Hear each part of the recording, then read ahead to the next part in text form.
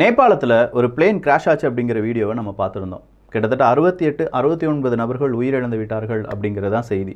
இன்னும் 3 நபர்களுடைய உடல்களை தேட வேண்டிய அந்த தருணம் தேடிக்கிட்டே இருக்காங்க. ஏன்னா ஃப்ளைட் அப்படிங்கிற அந்த பிளேன் அப்படிங்கிறது ஒரு பாதி ஒரு இடத்துலையும் இன்னொரு பாதி கொஞ்சம் கீழேயும் விழுந்துருச்சு. அதுவும் இல்லாமல் அது ஒரு பள்ளத்தாக்குனால தேடுதல் அப்படிங்கிறது கொஞ்சம் டிலே ஆகிட்டுருக்கு அப்படின்னு சொல்லியிருக்காங்க.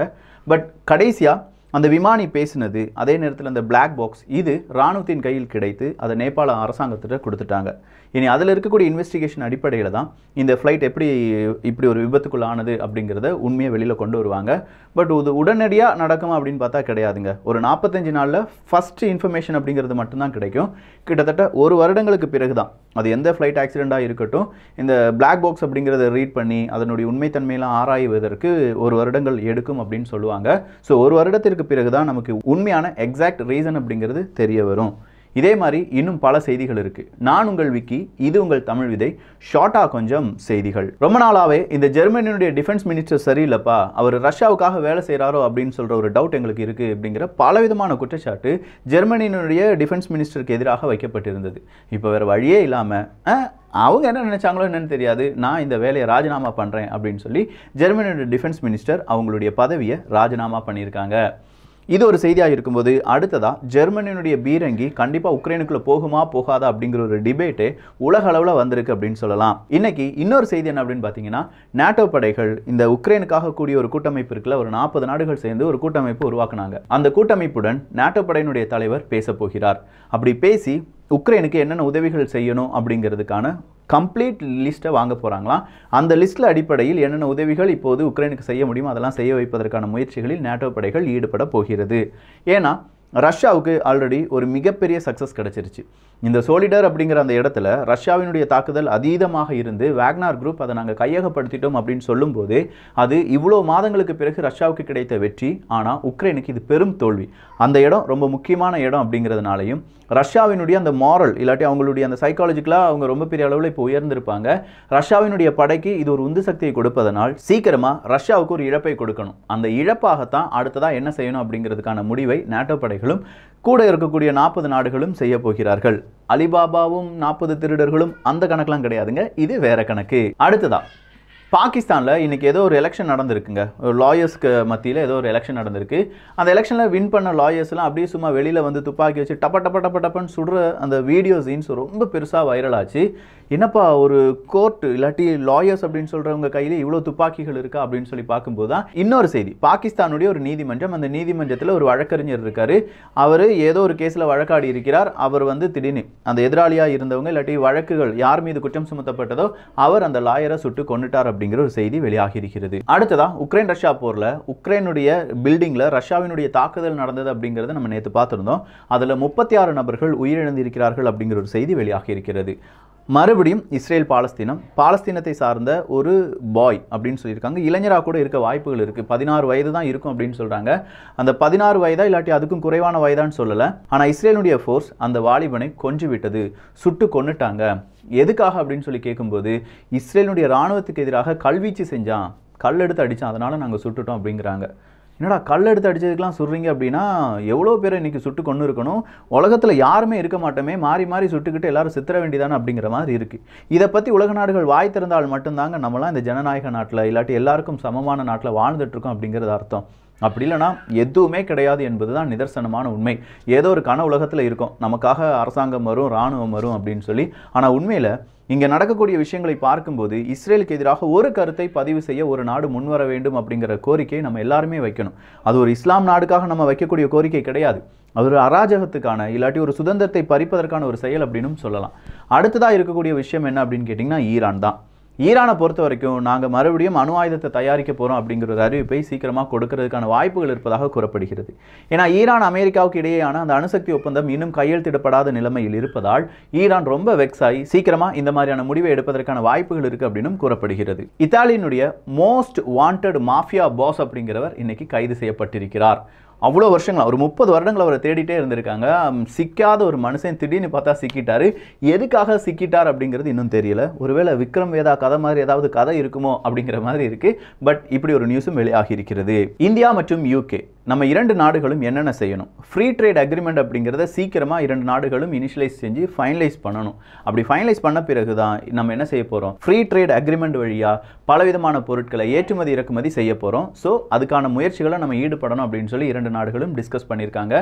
பட் யூகே கூட நம்ம போடக்கூடிய ஃப்ரீ ட்ரேட் அக்ரிமெண்ட் அப்படிங்கிறது ரொம்ப டேஞ்சரானது. அதை பற்றி விலாவரியாக இன்னொரு காணொலியில் நம்ம பார்க்கலாம். யுஎஸ்னுடைய ஒரு சயின்டிஸ்ட் சில விஷயங்களை கண்டுபிடிச்சிருக்காங்களாம். அது என்னன்னா பிளாஸ்டிக்ஸ், கார்பன் டை ஆக்சைடு, இதை இரண்டையும் ஒரு என்விரான்மெண்ட்டுக்குள்ள வைக்கும்போது அது கூடவே சூரிய வெளிச்சமும் வந்தது என்றால் அது வழியாக நமக்கு கரண்டை ப்ரொடியூஸ் பண்ண முடியும் அப்படிங்கிறத கண்டுபிடிச்சிருக்காங்க.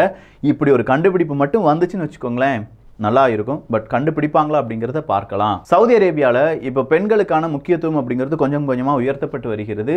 முதல்ல பெண்கள் அப்படிங்கிறவங்க அங்கே வந்து டிரைவிங் லைசன்ஸ்லாம் எடுக்கக்கூடாது அப்படிங்கிறதுலாம் இருந்துச்சு.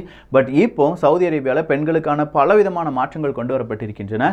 அந்த வகையில் பார்க்க போனால் உயர் அரசு அதிகாரிகள் அப்படின்னு சொல்லுவோம் பார்த்தீங்களா, அங்கெல்லாம் இப்போ பெண்கள் வருவதற்கான வாய்ப்பை சவுதி அரேபியாவினுடைய அந்த ராஜ குடும்பம் எடுத்து வைத்திருப்பதாகவும் இது அரபுலகத்துக்கு மிகப்பெரிய ஒரு எடுத்துக்காட்டாக மாறும் அப்படின்னும் சொல்லப்படுது. குறிப்பாக இந்த சவுதி அரேபியாவை பற்றி பேசும்போது நம்ம தாலிபன்களை பற்றி பேசணும். ஆர்கனைசேஷன் ஆஃப் இஸ்லாமிக் கார்பரேஷன் கூட இப்போ என்ன செஞ்சாங்கன்னா தாலிபன்களுக்கு எதிரான ஒரு கருத்தை வச்சுருந்தாங்க. நீ இப்படி செய்யக்கூடாது, என்ஜிஓக்களில் பெண்களை வந்து பணியமர்த்தக்கூடாது அப்படின்னு சொல்கிற பலவிதமான ரெஸ்ட்ரிக்ஷன்ஸை கொடுத்துருந்தாங்க. ஸோ இந்த ரெஸ்ட்ரிக்ஷன்லாம் நீ இப்படியே போட்டுட்டு இருந்தீங்கன்னா கண்டிப்பாக உலக நாடுகள் உன்னை அங்கீகரிக்கவே மாட்டாங்க. அதனால் நீ இதெல்லாம் மாற்ற வேண்டும் அப்படின்னு சொல்லி பல நாடுகள் இப்போது தாலிபன்களுக்கு எதிராக திரும்பி இருக்கும்போது சவுதி அரேபியாவில் பெண்களுக்கு முக்கியத்துவமும் கொடுக்கிறார்கள் அப்படிலாம் சொல்லும்போது இங்கே இரண்டும் ஒரு கான்ட்ரடிக்ஷனாக இருக்குது. ஸோ பார்க்கலாம். இந்தியாவும் ஜப்பானும் வீர் கார்டியன் அப்படின்னு சொல்லக்கூடிய ராணுவ ட்ரில்லில் ஈடுபட்டிருக்காங்க. ஃபைட்டர் ஜெட் ராணுவ ட்ரில் அப்படின்னு சொல்லலாம். அதே நேரத்தில் பெலரஸும் ரஷ்யாவும் இன்னைக்கு ஏர்ஃபோர்ஸ்க்கான அந்த ட்ரில்லில் ஈடுபட்டிருக்காங்க. ஸோ ரஷ்யா பெலரஸினுடைய ஏர்ஃபோர்ஸ் ட்ரில் அப்படிங்கிறதும் இன்று உலக அளவில் பெரும் பேசு பொருளாக மாறி இருந்தது. இந்தியா ஜப்பானுடைய இந்த ட்ரில்லை சீனா ரொம்ப உன்னிப்பாக கவனிச்சிட்டு இருக்காங்க அப்படின்னு சொல்லலாம். சீனாவினுடைய நட்பு நாடாக கருதப்பட்ட பாகிஸ்தான் இன்னைக்கு நாங்கள் பெக் பண்ணுறோம், எங்கள் நாட்டுக்கு எல்லாரும் உதவி பண்ணுங்க, அப்படி இல்லைன்னா எங்கள் நாட்டை எங்களால் காப்பாற்ற முடியாது அப்படின்னு சொல்லி அதனுடைய பிரைம் மினிஸ்டரே ஒரு கோரிக்கை வைத்திருக்கிறார். அணு ஆயுதங்களை வைத்திருக்கும் ஒரு நாடு இப்படிலாம் சொல்லணும் அப்படிங்கிறது, இல்லாட்டி இப்படிலாம் கேட்கணும் அப்படிங்கிறது எங்களுக்கே வெட்கக்கேடாக இருக்குது, ஆனால் எங்களுக்கு ஒரு வழி இல்லை அப்படின்னு சொல்லி ஷஹாப் ஷரீஃப் அவர்கள் சொல்லியிருக்கிறார். ஸோ இந்த பக்கம் இலங்கையினுடைய மேட்ரியம் இல்லாட்டி இலங்கையினுடைய பிரச்சனையை நம்ம பார்க்கணும். ரணில் விக்ரமசிங்கே அவர்கள் இன்னைக்கு தமிழர்கள் இருக்கக்கூடிய இடங்களுக்கு செல்ல இருந்ததாகவும் அதற்கு எதிராக பெருமளவு ஒரு போராட்டம் வெடித்ததாகவும் சொல்லப்படுகிறது. அந்த போராட்டத்தில் ஈடுபட்ட நபர்களை கலைப்பதற்காக தண்ணீர்லாம் வச்சு பீச்சு அடிச்சிருக்காங்க. ஆனால் என்ன தெரியுமா செஞ்சுருக்காங்க? நம்ம ஆட்கள் ஷாம்பூலாம் கொண்டு போய் குளிச்சு நல்லா இருக்குடா, நல்லா ஊத்துங்கடா அப்படிலாம் சொன்ன மாதிரியான செய்திகளும் வெளியாக இருக்கின்றன. சூஃபிசம் இன் எகிப்த் அப்படிங்கிற ஒரு டைட்டில். எகிப்தில் சூஃபிசமா இது ஏன் ரிவீல் பண்ணாமல் இருந்தாங்க அப்படிங்கிற மாதிரியும் அதற்கான பலவிதமான வழிமுறைகள் ப்ளஸ் அது கூடவே நிறைய ரிசர்ச் நடந்து வருவதாகவும் கூறப்படுகிறது. 2000 வருடங்களுக்கு முன்னாடி இருந்த ஒரு அரண்மனை, அது கோவிலா அரண்மனையா புனித தலமா அப்படிங்கிறது இன்னும் கன்ஃபார்ம் பண்ணல. பட் ஒரு பில்டிங் அப்படிங்கிறத மெக்சிகோல கண்டுபிடிச்சிருக்காங்க. இனி அதை தோண்டி அகழ்வாராய்ச்சி செஞ்சு அதை தோண்டி எடுக்க போறோம் அப்படிங்கிற அறிவிப்பும் வெளியாகி இருக்கிறது. ஒருவேளை இது வரலாறை மாற்றி அமைக்கலாம். 3 மடங்கு சொத்துக்கள் இருக்குன்னு வச்சுக்கோங்களேன். 3 சொத்துக்கள், அதில் 2 சொத்துக்களை யார் வாங்கியிருக்காங்க 2022 அப்படிங்கிற ஒரு கணக்கு வெளியாகி இருக்கிறது. உதாரணத்துக்கு சொல்கிறேனே, இப்போ 3 பஸ் இருக்குன்னா 2 பஸ்ஸை யார் வாங்கியிருக்காங்கன்னா 1% ஆஃப் பாப்புலேஷன். இந்த வேர்ல்டு லெவலில் வெல்த்தியஸ்ட் 1% பாப்புலேஷன் இருக்காங்க பார்த்தீங்களா, ரொம்ப பணக்காரர்கள் அப்படிங்கிறவங்க வெறும் 1% தான். மீதம் இருக்கும் 99% அந்த அளவுக்கு பணம் இல்லாத நபர்கள். ஸோ அந்த வெல்த்தியஸ்ட் பாப்புலேஷன் அப்படின்னு சொல்லக்கூடிய அந்த 1% மனிதர்கள் தான் இந்த வெல்த் பூமியில் விற்கப்பட்ட வெல்த்தில் 2022 3/2 பங்கை வாங்கி குவித்தவர்கள் அப்படின்னு சொல்லக்கூடிய ஒரு கணக்கு. அதை கேட்கும் போதே அந்த அளவுக்கு ஒரு பிரம்மாண்டம். அதை பற்றி டீட்டெயிலாக வேறொரு காணொலியில் முடிந்தால் பார்ப்போம். கைபர் பக்துங்கா அப்படிங்கிற அந்த மாகாணத்தில் சீக்கிரமாக அந்த அரசியல் கட்சி அப்படிங்கிறது மொத்தமாக அந்த ஆட்சி அப்படிங்கிறது கவிழ்க்கப்பட்டு புதிதாக எலெக்ஷன் வைக்கப்படும் அப்படிங்கிற அறிவிப்பு வெளியாகி இருக்கிறது. இந்த கைபர் அப்படிங்கிற இந்த மாகாணத்தில் தான் பெரிய அளவு பசியும் பட்டினியும் போராட்டமும் பாகிஸ்தான் ராணுவத்துக்கு எதிரான தாக்குதலும் நடைபெறுகிறது என்பது குறிப்பிடத்தக்கது. ஏர்டெல் இன்னைக்கு இந்தியாவில் பல இடங்களிலும் 5G சேவையை அறிமுகம் செய்திருக்கிறார்கள். ஸோ நீங்கள் ஏர்டெல் யூசராக இருந்தீங்கன்னா 5G ஸ்பீட் எப்படிப்பா இருக்கு அப்படிங்கிற உங்களுடைய கருத்துக்கள் இங்கே வரவேற்கப்படுகிறது. இஸ்ரேலுடைய ராணுவ சீஃப் ஆர்மி சீஃப் என்ன சொல்லியிருக்காங்கன்னா, இந்த புதுசாக வந்திருக்கிற ராணுவம் பார்த்தீங்களா, புதுசாக அரசியல் கட்சிகள், ஏன்னா நெத்தன்யாகு இப்போ தான் வந்து ரொம்ப பெரிய அளவில் ஸ்ட்ரகிளுக்கு பிறகுலாம் ஆட்சி அமைத்திருக்கிறார். இப்போ இருக்கக்கூடிய ஆட்சியில் ராணுவத்துக்கும் பொலிட்டிக்ஸுக்கும் எந்த சம்பந்தமும் இல்லாமல் நாங்கள் பார்த்துக்கொள்ள போகிறோம் அப்படிங்கிற அறிவிப்பை கொடுத்திருக்கிறார்கள். அது நடந்தால் மட்டும்தான் ஒரு நாடு நல்ல நிலைமையில் இருக்கும். இந்தியாவெலாம் எடுத்து பார்த்தோம்னா இந்தியாவுக்கும் ராணுவத்துக்கும் இல்லாட்டி இந்திய அரசியலுக்கும் ராணுவத்துக்கும் அப்படிங்கிறது மிகப்பெரிய தொடர்பு எதுவுமே இருக்காது. ஆனால் நீங்கள் பாகிஸ்தான் எடுத்து பார்த்தா பாகிஸ்தானுடைய அரசு யாரை நம்பி மட்டும்தான் இருக்கும், பாகிஸ்தானுடைய இராணுவத்தை நம்பி மட்டும்தான் இருக்கும். அது பெரிய டேஞ்சர். நம்ம மக்களுக்கு என்ன நினைக்கிறோமோ அதை நடத்த முடியாது. இராணுவம் என்ன நினைக்குதோ அதை மட்டும்தான் அங்கே இருக்கக்கூடிய அரசியல் கட்சிகள், அரசியல்வாதிகள் செய்வார்கள். ஈஸ்ட் ஏஷியா நெக்ஸ்ட் உக்ரைனாக மாறுவதற்கான வாய்ப்புகள் இருக்கு அப்படின்னு சொல்லி ஜப்பானுடைய பிரைம் மினிஸ்டர் அறிவித்திருக்கிறார். அது ஏன்பா ஈஸ்ட் ஏஷியாவை பற்றி இப்போ ஜப்பானுடைய பிரைம் மினிஸ்டர் பேசியிருக்கிறார் அப்படின்னு சொல்லி பார்த்தா, அவர் G7 நாடுகளுடைய கூட்டமைப்பெல்லாம் பங்கு பெற்று வந்தார். ஸோ அதில் கிடைச்ச ஏதோ ஒரு இன்புட் தான் அவரை இப்படி பேச வச்சிருக்கு அப்படிங்கிற கருத்துக்கள் இன்று பதிவு செய்யப்பட்டிருக்கிறது. இந்தோனேஷியாவில் மறுபடியும் ஒரு மிகப்பெரிய நிலநடுக்கம் வந்ததாகவும் ரிக்டர் அளவுகோலில் 6ஆக பதிவு செய்யப்பட்டிருக்கிறது அப்படிங்கிற செய்தியும் வெளியாகி இருக்கிறது. இதனால் உயிரிழப்புகள் இன்றளவும் பதிவு செய்யப்படவில்லை. ஆப்கானிஸ்தானில் எப்பவுமே இல்லாத அளவுக்கு உறைநிலை அப்படிங்கிறது இருப்பதால் 20 நபர்கள் உயிரிழந்திருக்கலாம் அப்படின்னு சொல்றாங்க. ஆப்கானிஸ்தானில் மட்டும் கிடையாதுங்க, ரஷ்யாவிலும் இதுவரையிலும் இல்லாத அளவுக்கு உறைநிலை அப்படிங்கிறது இருக்குதான். சொமாலியாவில் இன்னைக்கு மறுபடியும் மிகப்பெரிய ஒரு தாக்குதல் நடந்திருக்கு. அதில் 15 நபர்கள் கொல்லப்பட்டிருக்கிறார்கள் அப்படிங்கிற ஒரு செய்தி வெளியாகி இருக்கிறது. கடைசி அப்டேட் என்ன அப்படின்னு கேட்டிங்கன்னா, மெக்சிகோவில் தான். மெக்சிகோவில் சிகரெட் அப்படிங்கிறத இனி பப்ளிக்காக யாரும் புகைக்கக்கூடாது என்கிற ஒரு சட்டம் கொண்டு வரப்பட்டிருக்கிறது.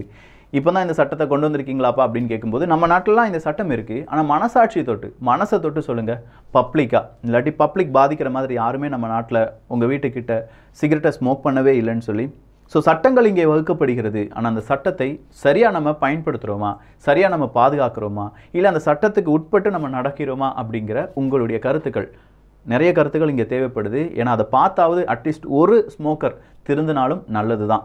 ஏன்னா இந்த ஸ்மோக் பண்ணுறவங்களுக்கு பாதிப்புகள் ரொம்ப கம்மிங்க. பாசிவ் ஸ்மோக்கிங் அப்படின்னு சொல்லுவாங்க பார்த்தீங்களா, நீங்கள் ஸ்மோக் பண்ணுற புகை பரவலாக உங்கள் வீட்டு குழந்தைகளாக இருக்கலாம், இல்லாட்டி நீங்கள் ஒரு பஸ் ஸ்டாப்லேருந்து ஸ்மோக் பண்ணுவீங்களா இருக்கலாம், அங்கே நிற்கக்கூடிய ஒரு முதியவராக இருக்கலாம், அவரை ரொம்ப பெரிய அளவில் பாதிக்கும். நீங்கள் சாகிறத விட அடுத்த 10 நபர்களை நீங்கள் கொன்றிட்டு தான் நீங்கள் என்ன செய்வீங்க, செத்து போவீங்க. அதனால் ஸ்மோக்கிங் ரொம்ப டேஞ்சர். அதை இன்னைக்கே விட்டுருங்க. அதை யாரெல்லாம் கருத்துக்களாக பதிவு செய்ய விரும்புகிறீர்களோ பதிவு செய்யலாம். ஸோ இந்த ஒரு காணொலி பற்றி உங்களுடைய கருத்துக்கள் இங்கே வரவேற்கப்படுகின்றன. எல்லோரும் தமிழ் விதையில் இணைந்திருங்கள். நல்லதை பகிர்ந்து நல்ல சமுதாயத்தை உருவாக்குவோம். நன்றி, வணக்கம்.